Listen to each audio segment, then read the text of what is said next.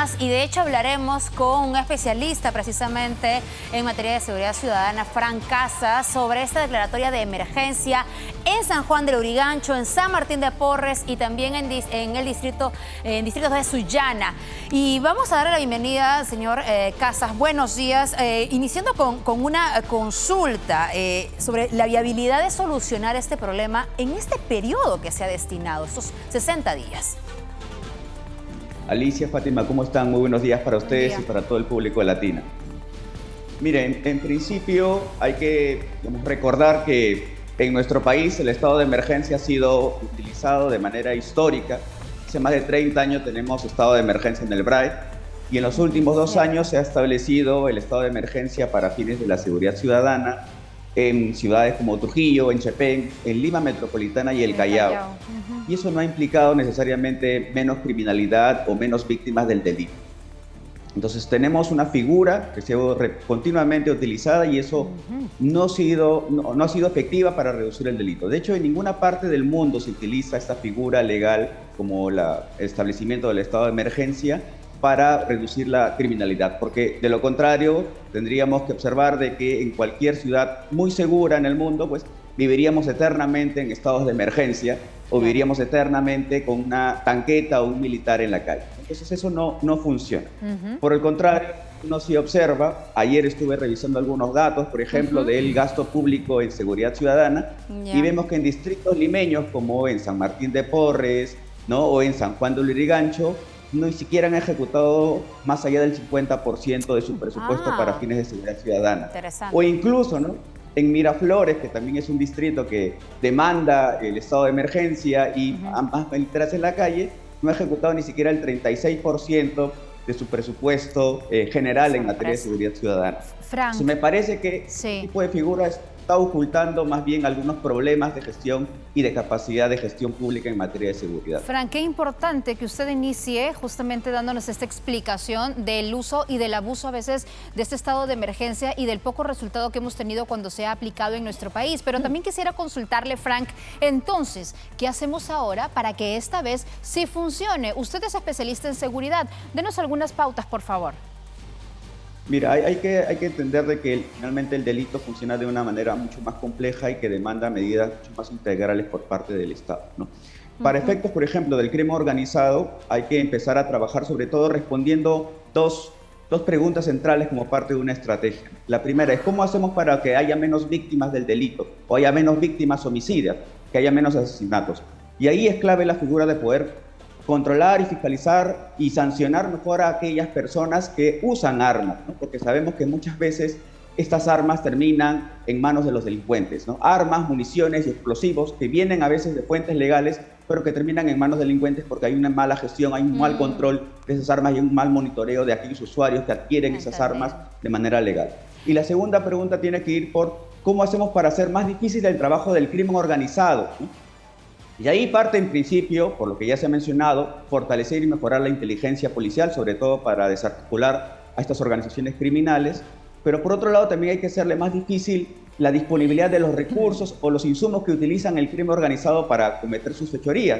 Por ejemplo, en el caso de las extorsiones, ¿no? Sabemos que muchas de las extorsiones se dan a través del teléfono celular. Muchos de los extorsionadores compran o adquieren su teléfono celular en el mercado informal, ¿no? Completamente también con las líneas telefónicas, con los chips, que son muy baratas en el mercado ambulatorio. Y sabemos también dónde se encuentran esos mercados y también sabemos cuáles son las empresas operadoras que continúan vendiendo y ofertando sus chips en el mercado ambulatorio, aun cuando este genera más delitos y más criminalidad. Entonces, por lo menos deberíamos asentarnos en esas dos perspectivas y una tercera, que es el rol de los alcaldes. Teníamos que concentrarnos en los programas preventivos de seguridad ciudadana. No todo es sancionador. Claro, el programa preventivo implica un trabajo mucho más de largo plazo, porque implica, en principio, trabajar con aquellas poblaciones vulnerables, niños, niñas y adolescentes que se encuentran en situación de riesgo y de vulnerabilidad.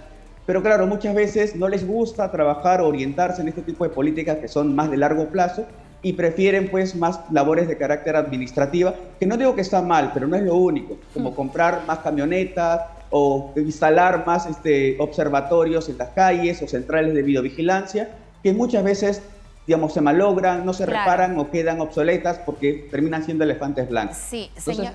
no hay varitas mágicas, requerimos un trabajo, una planificación, una estrategia que no lo ha mostrado ni el gobierno ni los alcaldes hasta el momento. Y señor Casas, solo para complementar ese último también aporte que usted nos da, eso es importante porque claro, políticamente quizás no es muy rentable esta medida más bien de trabajo comunitario, porque el resultado no lo ves ni siquiera dentro de tu gestión, sino dentro de unos 5, 10 años o más, cuando le ofreces oportunidad en el deporte, en la cultura y más a los niños y adolescentes para que no se acerquen o no terminen siendo contaminados por este tipo de mafias delincuenciales. Por favor, es importante también avanzar con el siguiente punto. Uno de los reclamos mayores de la ciudadanía, de muchos de nosotros, por supuesto, y quienes nos ven desde sus hogares, es que atrapan al delincuente y lo sueltan al día o a los 2 días. Y por eso también es interesante observar que en este decreto lo que se menciona es la implementación o fortalecimiento de las unidades de flagrancia. Para consultarle si en San Juan del Lurigancho, si acaso en Sullana o en San Martín de Porres hay unidades de flagrancia. Y la verdad, ¿qué tan viable es que se puedan implementar donde no las hay, considerando que hay presupuesto y personal que se requiere? Mira, en principio hay que partir de que hace muchos años el asunto de la reforma del sistema de justicia para investigar mejor los delitos, sobre todo las organizaciones criminales, pero también para sancionarlas, todavía está en un pendiente. Hubo en un momento, en un primer paso, cuando se establecieron las bases de la reforma policial, por ejemplo, ¿no? y que se estableció con indicadores y metas concretas, pero eso fue abandonado desde el inicio de este gobierno, ¿no? Y es un problema que no se haya retomado, ¿no?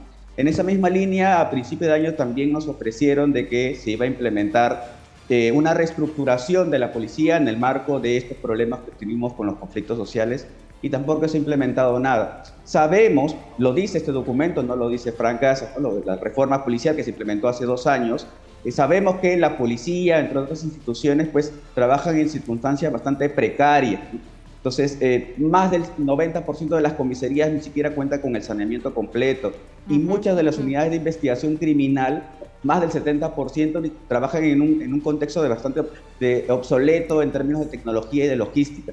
¿Cómo esperar que estas instituciones puedan responder con efectividad frente al crimen, así como también las unidades de la Fiscalía de la Nación puedan investigar y liderar bien la investigación criminal, si no cuentan con las condiciones? Entonces, ¿qué esperanza también podemos nosotros escuchar en estos momentos de que se puedan instalar más bases o nuevas unidades de inteligencia, por ejemplo, para la investigación criminal, si ni siquiera hemos podido reparar lo anterior? Claro, eso no quiere decir que no se debe hacer, sí se debe hacer, pero claro, lo que hay que decirle en principio a los ciudadanos, y hay que también pedir la reflexión por parte de las autoridades, es que esto no va a ser de la noche a la mañana y no se va a garantizar una resolución inmediata a partir de una situación de estado de emergencia o por sacar más militares en la calle.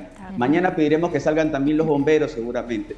Mientras no haya una estrategia clara, no vamos a poder tener resultados, saquemos a quienes saquemos. Ajá, señor Casas, realmente interesante este diagnóstico, porque de verdad de que no solamente después el operativo de la mañana o de la madrugada, sino una estrategia global, que es lo que esperamos conocer y que finalmente dé sus frutos. Me queda clarísimo además que no solamente depende de la policía, sino también de los operadores de justicia, ¿no? Porque si no, ¿de qué sirve tener tantas detenciones si finalmente ellos van a recuperar su libertad? Y allí va mi última consulta y tiene que ver con este terrorismo urbano que fue mencionado por el alcalde Rafael López Aliaga, lo quiere implementar así, por el terror que justamente utilizan estas bandas criminales para cometer sus delitos.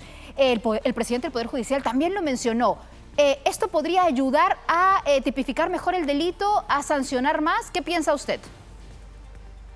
Este tipo de declaraciones lo que hacen en general es generarle ciertas expectativas al ciudadano que se encuentra desesperado por encontrar mayor seguridad, pero que terminan siendo bastante etéreos en la práctica, ¿no? Y sobre eso ya nos tienen acostumbrados nuestras autoridades, por lo menos en este año nos han hablado de una reestructuración policial que no se sabe cuándo empieza, nos han hablado de un plan Boluarte que es bastante etéreo, nos han hablado de un plan Perú Seguro que también es etéreo, nos están hablando de poner macetas en las calles que también nos parece etéreo, ahora nos hablan de terrorismo urbano que también me parece etéreo. Sueltan muchas medidas, pero poco serias porque no responden a una estrategia clara, concreta, con indicadores, con metas concretas. Tenemos una política nacional de seguridad ciudadana. Ni siquiera han retomado esa política para saber si algo está funcionando, si algo está fallando. Nos hemos acostumbrado a ponerle etiquetas del gobierno de turno y no darle continuidad a las políticas de Estado, que quizás están mal, quizás hay que revisarlas, pero ya iniciemos, empezamos a hablar con seriedad e implementar las cosas que sí van a tener un cierto nivel de sostenibilidad y no simplemente por la coyuntura que indudablemente los ciudadanos exigimos mayor seguridad. Bien, señor Casas, lo cierto es que por algo hay que empezar, ¿verdad? Porque si no, miren cuánto han demorado en tomar esta decisión del estado de emergencia. Los alcaldes decían desde inicios de año, desde abril lo habían pedido y recién se está adoptando para el último trimestre. Gracias por esta conversación, muchísimas gracias.